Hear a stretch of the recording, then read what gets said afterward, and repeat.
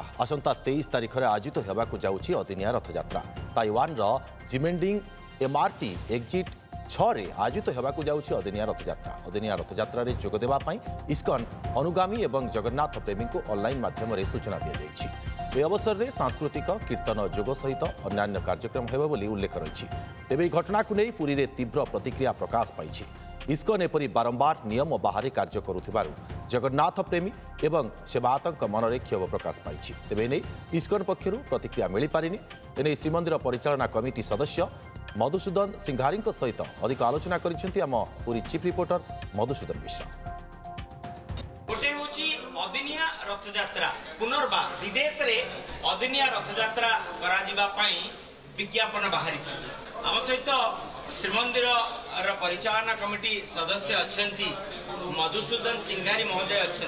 अदिनिया रथयात्रा जो प्रयास है जोटा कि गजपति महाराज दिव्यसिंह देव मध्य प्रयास करते भारत वर्ष रे गोटे दिन ही रथयात्रा करने निष्पत्ति निष्कन तरफ किंतु एभली एक पुनर्बार जो विज्ञापन आसी रथयात्रा करा अदिनिया ए संपर्क में मंदिर परिचालना कमिटी रे गुरुत्वपूर्ण निष्पत्ति नियाजिबो कि एवं आईनगत पदक्षेप नियाजिबो कि मंदिर परिचालना कमिटी गुरुत्वपूर्ण निष्पत्ति नियाजाइथिला।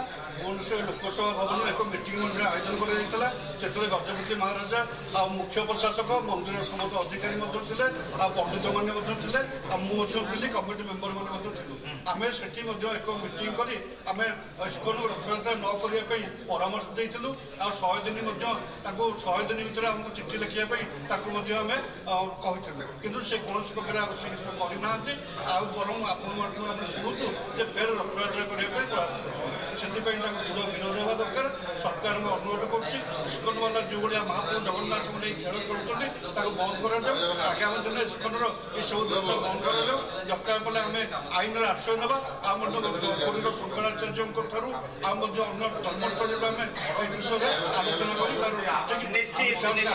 निश्चित आप शुणुले परिचालना कमिटी सदस्य मधुसूदन सिंघारी महोदय से कहते आईनगत परामर्श नियाजिब एवं आगामी श्रीमंदिर परिचालना कमिटी बैठक में देखा कथा कि भाव श्रीमंदिर परिचालना कमिटी आलोचना सबको बंद कर तेणु देखबार कथा जिला प्रशासन कौन पदक्षेप नौ राज्य सरकार कौन पदक्षेप नौ।